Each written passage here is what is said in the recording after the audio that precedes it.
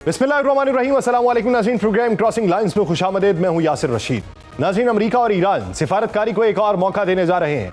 दोनों ममालिक के आला सतह के वफूद के दरमियान पहली मुलाकात अगरचे किसी वाज़ेह नतीजे के बगैर इस्लामाबाद में खत्म हुई, लेकिन पसे पर्दा सिफारतकारी जारी रही।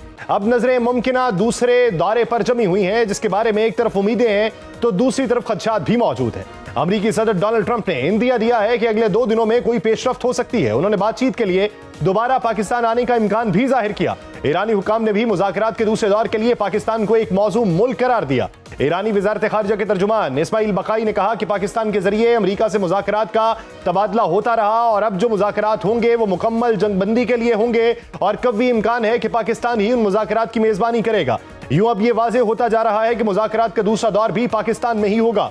इसी दौरान एक अहम पेशरफ्त ये हुई कि chief of defence forces field marshal Syed Asim Munir और वफाकी वज़ीर दाखिला मोहसिन नकवी एक आला सतह वफ्द के हमरा तेहरान पहुंच गए। और ISPR ने अपने बयान में कहा कि फील्ड मार्शल का यह दौरा मुसालहती कोशिशों का हिस्सा है और उम्मीद की जा रही है कि यह मुज़ाकरात के दूसरे दौर के लिए राह हमवार करेगा। लेकिन यह अब भी वाज़ेह नहीं कि मुज़ाकरात के पहले दौर में क्या पेशरफ्त हुई। दोनों फरीकों के बयानात एक दूसरे से मुख्तलिफ तस्वीर पेश कर रहे हैं। अमरीकी नायब सदर JD वेंस ने इस्लामाबाद में होने वाली बातचीत को अहम पेशरफ्त करार दिया, लेकिन साथ ही ये शुबहात भी जाहिर किए कि ईरानी वक्त शायद किसी हतमी मुआहिदे का इख्तियार न रखता हो। उन्होंने ये भी कहा कि अब अगला कदम ईरान को उठाना होगा और उसे इन निकात पर लचक दिखाना होगी जो अमरीका के लिए अहम है। दूसरी जानिब ईरान का मौक़िफ़ इससे मुख्तलिफ है। ईरानी वज़ीर ख़ारिजा अब्बास इराक़ची के मुताबिक मुआहिदा करीब था, लेकिन अमरीका की जानिब से मौक़िफ़ में बार बार तब्दीली और सख्त शराइत रुकावट बन गई, जिनमें आबनाए हरमुज़ की मुमकिना नाकाबंदी भी शामिल थी। ये बयानात वाज़ेह करते हैं कि दोनों फरीकैन के दरमियान एतमाद का फुकदान अब भी एक बड़ी रुकावट है। इसी दौरान आलमी ताकतें भी मुतहर्रिक हुई।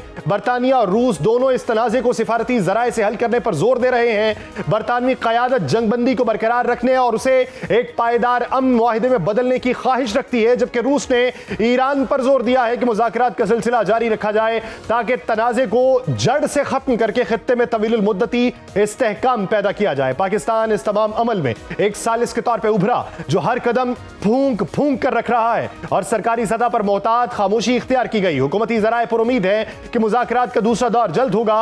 उनके मुताबिक असल मकसद एक मुस्तकिल जंगबंदी का हुसूल है जो न सिर्फ फौरी कशीदगी कम करे बल्कि देर पा अमन की बुनियाद भी रखे। एक और अहम पहलू इस पूरे सिफारती अमल की राजदारी है। पाकिस्तान की जानिब से बतौर सालिस मालूमात को महदूद रखा जा रहा है और मकामी मीडिया को भी गैर मुसद्दिका खबरों से गुरेज की हिदायत की गई ताकि यह हसास सिफारती अमल मुतासिर ना हो। यूं इस वक्त सूरत हाल कुछ यूं है कि बातचीत का अमल रुका नहीं, लेकिन आगे भी वाज़ेह तौर पर बढ़ा नहीं। यूं उम्मीदवार और गैर यकीनी एक साथ मौजूद हैं। अमरीकी सदर डोनाल्ड ट्रंप ने भी यह कहा कि ईरान के साथ जारी कशीदगी अपने इख्तितामी मरहले के करीब है। उनके मुताबिक ईरान पर दबाव बरकरार है और अगर सख्त इक़दाम किए जाते हैं तो ईरान उसके तवील मुद्दती नताइज भुगतेगा। लेकिन उन्होंने यह भी इशारा दिया कि ईरान किसी मुआहिदे तक पहुंचने में दिलचस्पी रखता है। ट्रंप इससे पहले भी सख्त बयानात दे चुके हैं, लेकिन हालिया गुफ्तगू में उन्होंने यह तासुर दिया कि दोनों ममालिक के दरमियान कशीदगी मुकम्मल जंग की तरफ नहीं बल्कि किसी अंजाम की तरफ बढ़ रही है। मुख्तलिफ रिपोर्ट्स के मुताबिक अमेरिका और ईरान के मुज़ाकराती वफूद आइंदा चंद दिनों में दोबारा इस्लामाबाद में मुलाकात कर सकते हैं,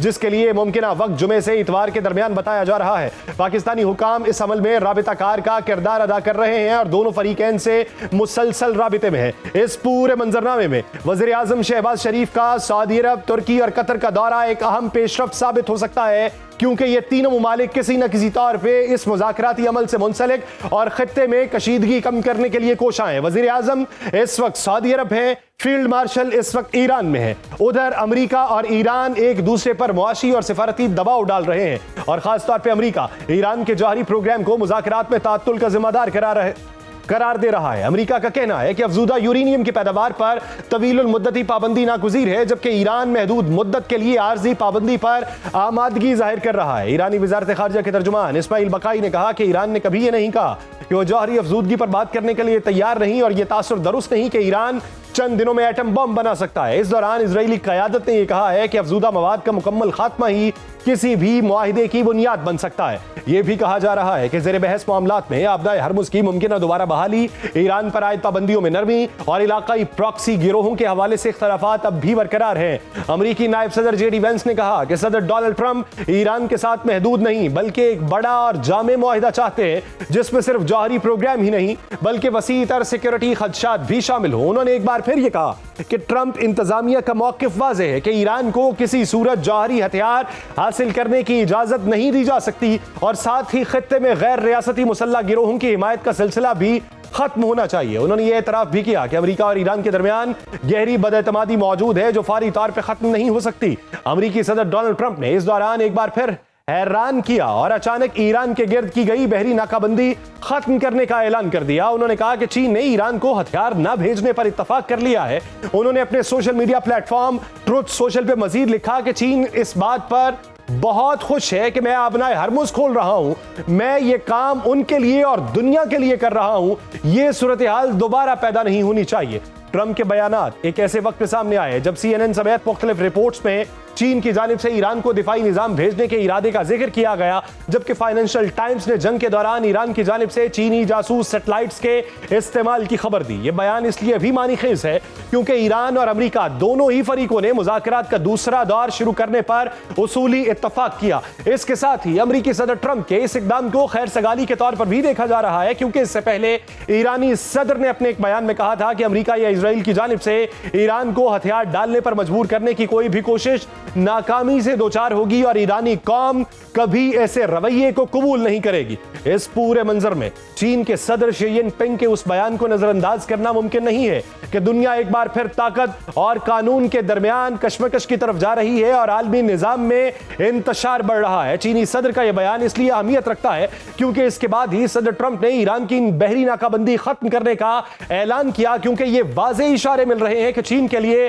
खित्ते की मौजूदा सूरत हाल काबिल कबूल नहीं। दूसरी जानिब बहरी आमदरफ्त पर नजर रखने वाली कंपनीज के मुताबिक खित्ते में शदीद कशीदगी के बावजूद आबनाए हरमुज पे मुकम्मल तात्तुल पैदा नहीं हुआ और पीर के रोज कम अज कम 2 तजारती जहाज इस गुजरगाह से गुजरने में कामयाब रहे, जिससे जाहिर होता है कि समुद्री तजारत मुकम्मल तौर पर रुकी नहीं। इक्तसादी माहिरीन के मुताबिक ईरान की मईशत का बड़ा हिसार आबनाए हरमुज पे है और मुतबादिल रास्ते अगरचे मौजूद है लेकिन महदूद है। जासिक बंदरगाह के जरिए तेल की तरसील मुमकिन है, लेकिन उसकी मौजूदा सलाहियत चंद लाख बैरल यौमिया से ज्यादा नहीं, जो ईरान की मजमूई बरामदी जरूरत के मुकाबले में बहुत कम है। इसी तरह चाबहार बंदरगाह और शिमाल जनूब बैन अल-अक़वामी राहदारी के मंसूबे भी मौजूद हैं, लेकिन इंफ्रास्ट्रक्चर और पाबंदियों की वजह से ये अभी तक मुकम्मल मुतबादल का किरदार अदा नहीं कर सकते। तुर्की, इराक, पाकिस्तान और आज़रबाईजान के साथ जमीनी रवाबित कुछ रिलीफ फराहम करते हैं, लेकिन ये ईरान की बरामदी जरूरियात पूरी नहीं कर सकते। अंदाजों के मुताबिक अगर समुद्री रास्ते मुतासिर रहे तो ईरान को रोजाना अरबों डॉलर का नुकसान हो सकता है। उधर अमेरिका ईरान जंग के बाद दुनिया एक ऐसे तवानाई बहरान का सामना करने जा रही है जिसे खुद आलमी तवानाई एजेंसी के सरबराह तारीख का सबसे बड़ा बहरान करार दे रहे हैं। जंग के फौरी असरात अभी पूरी तरह सामने भी नहीं आए थे कि खलीज फारिस से गुजरने वाली सप्लाई लाइन मुतासिर हो गई। तेल बरदार जहाजों को अपनी मंजिल तक पहुंचने में 1 से 1.5 माह लग रहा है और यही वो ताखीर है जिसके बायस दुनिया अब तवानाई की हकीकी किल्लत का सामना कर रही है। आलमी तवानाई एजेंसी के सरबराह फातिह बहरौल के मुताबिक अप्रैल के सूरत हाल मार्च से कहीं बदतर हो सकती है और मुहतात अंदाजों के मुताबिक किल्लत दोगुनी होने का खदशा है। यही किल्लत महंगाई, सुस्त मौशी तरक्की और कई ममालिक में ईंधन की राशन बंदी की सूरत इख्तियार कर जाएगी। हत्ता कि अगर आबनाए हरमुज फौरी खुल भी जाए तो सप्लाई बहाल होने में मजीद वक्त लगेगा और अमली तौर पे ये बहरान महीनों बल्कि मुमकिन तौर पे 2026 के इख्तिताम तक जारी रह सकता है। तेल का मसला संगीन जरूर है, लेकिन किसी हद तक काबिल हल भी समझा जा रहा है, क्योंकि मशरक़ वस्ता के ममालिक तेल की पैदावार बढ़ा सकते हैं। असल खतरा गैस के शोबे में है, जहां सूरत हाल कहीं ज्यादा पेचीदा है। दुनिया पाइपलाइन गैस से हटके LNG पर इन्हिसार बढ़ा रही थी, लेकिन इस जंग ने उस निजाम की कमजोरियों को बेनकाब किया। कतर आलमी LNG सप्लाई का बड़ा हिस्सा फराहम करता था, लेकिन इस वक्त किसी मुतबादिल के बगैर खड़ा है। आलमी तवानाई एजेंसी ने भी खबरदार किया कि LNG को एक काबिल एतमाद और सस्ता जरिया समझने का बयानिया अब कमजोर हो चुका, क्योंकि पहले रूसी गैस और अब कतरी सप्लाई मुतासिर होने से उस एतमाद को धचका लगा है। न सिर्फ सप्लाई मुतासिर हुई बल्कि पैदावारी सलाहियत भी कम हो गई और बहाली का कोई फौरी रास्ता मौजूद नहीं। इसलिए गैस की कीमतें तवील अरसे तक बुलंद रहने का इम्कान है। ये हालात इसलिए पेचीदा रुख इख्तियार कर चुके हैं क्योंकि तवानाई का बुनियादी ढांचा भी तबाह हुआ है। 1.5 माह की बमबारी ने मशरक़ वस्ता में तेल और गैस की दर्जनों तंसीबात को नुकसान पहुंचाया। खास तौर पर कतर के रास लफान गैस कॉम्प्लेक्स को शदीद नुकसान पहुंचा। दुनिया के सबसे बड़े LNG प्लांट की सलाहियत नुमाया तौर पर मुतासिर हुई और ऐसे प्लांट्स की मुरम्मत महीनों नहीं बल्कि कई साल ले सकती है, जबकि दीगर ममालिक में भी रिफाइनरीज और फील्ड्स को पहुंचने वाला नुकसान अरबों डॉलर का बोझ बन चुका है। ये सब कुछ ऐसे ऐसे वक्त में है जब खित्ते के ममालिक के पास इजाफी सरमाया भी महदूद हो चुका। पहले यही सरमाया पैदावार बढ़ाने और सप्लाई मुस्तहकम करने पर खर्च होना था, लेकिन अब वही वसाइल तबाहशुदा तंजीमात की बहाली और दिफाई अखराजात पर खर्च होंगे। सारे ममालिक इस वक्त दबाव का शिकार है।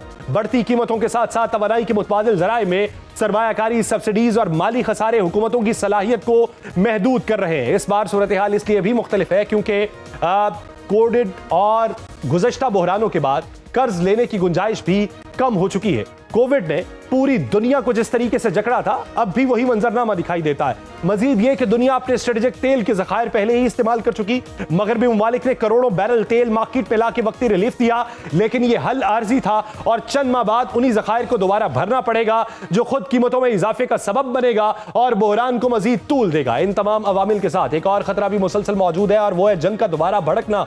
मशरक़ वस्ता को तवील अरसे तक तवानाई का एक काबिल एतमाद मरकज समझा जाता रहा, लेकिन अब यह एतमाद कमजोर पड़ चुका है। इंश्योरेंस, नक्लो हमल और सिक्योरिटी अखराजात बढ़ चुके हैं। सप्लाई चेन को लाहक खतरात मुस्तकिल कीमतों का हिस्सा बनते जा रहे हैं। आलमी तवानाई एजेंसी ने भी खबरदार किया कि सप्लाई चेन की खतरात के बायस तेल की कीमतों में एक इजाफी प्रीमियम तवील अरसे तक शामिल रहेगा, जो बिलाखिर सारिफीन तक मुंतकिल होगा। यह बहरान सिर्फ तेल या गैस तक महदूद नहीं, बल्कि एक वसी मुआशी झटका बनेगा। और माजी के तवानाई बहरानों ने महंगाई, मायार जिंदगी में कमी और समाजी बेचैनी को जन्म दिया था, लेकिन इस बार हालात उससे भी ज्यादा पेचीदा दिखाई देते हैं। इब्तदाई असरात एशिया में नुमाया है, लेकिन ये लहर जल्द यूरोप और दीगर खित्तों तक जाएगी। इस पूरे मंजरनामे में मशरक़ वस्ता में जंगबंदी का एक हफ्ता मुकम्मल हो चुका है, जिसके बाद इस खित्ते में वक्ती तौर पे अमन व सुकून बहाल हुआ, लेकिन इसराइल अब भी जंग खत्म करने के मोड में नहीं और इसराइली इदारे ईरान के अंदर मुमकिना अहदाफ की फहरिस्त को हतमी शक्ल दे रहे हैं, जबकि अफवाज भी हाई अलर्ट पे हैं। इसराइली सिक्योरिटी हल्के ये समझते हैं कि मुज़ाकराती अमल तात्तुल का शिकार है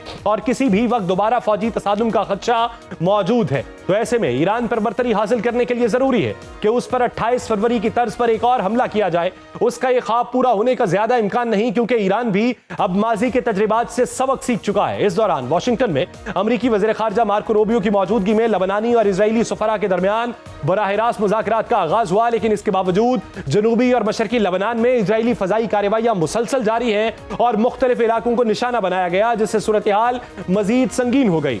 उधर हिजबुल्लाह ने भी जवाबी कार्रवाइयों का दावा किया और कहा कि उसने रॉकेट्स और ड्रोन हमलों से इजरायली फौजी अहदाफ को निशाना बनाया।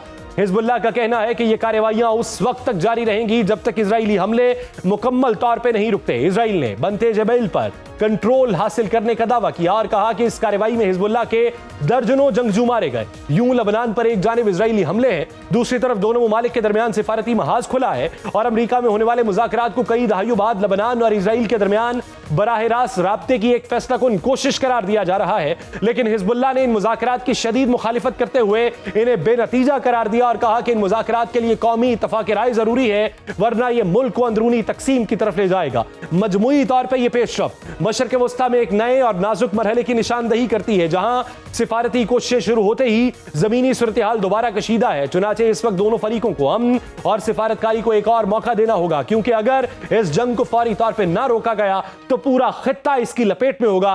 इसी ज़िमन में मार्शल ईरान में मौजूद हैं और वजीर आजम सऊदी अरब में मौजूद हैं और हफ्ते के आखिर पे अमरीकी वफ्द का पाकिस्तान आने का इम्कान रोशन है।